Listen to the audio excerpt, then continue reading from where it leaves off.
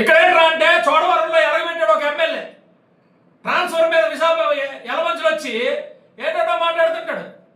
పవన్ కళ్యాణ్ గారి గురించి మాట్లాడుతుంటాడు. చాలా అభ్యంతరకరమైన మాటలు మాట్లాడుతున్నావు. అసలు నీ క్యారెక్టర్ ఉందా అని అడుగుతున్నా. ఇక్కడ ఇన్ఛార్జ్ కింద వచ్చావు, ఎందుకు వచ్చావు? నిన్న అక్కడి నుంచి తోస్తే వచ్చావు. నువ్వు అక్కడ పనికి రావని మీ నాయకుడే చెబితే ఇక్కడికి వచ్చావు. నువ్వు నిజంగా పనికి వచ్చినట్టు అక్కడే ఉండాలి కదా. ఇక్కడికి వచ్చి ఎన్ని సొల్లు మాట్లాడతావు? నీ అన్నదమ్ములు 5,000 2,000 1000 రూపాయలు కూడా తీసుకున్న రోజులు లేవా?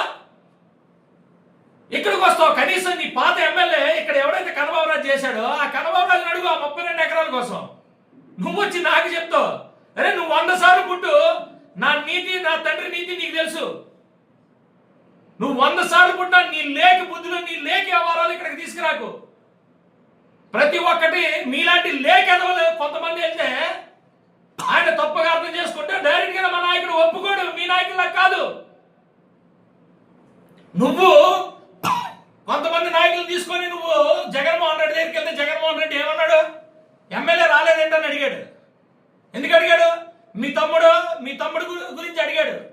అవి మర్చిపోతావా? అభివృద్ధి లేదా?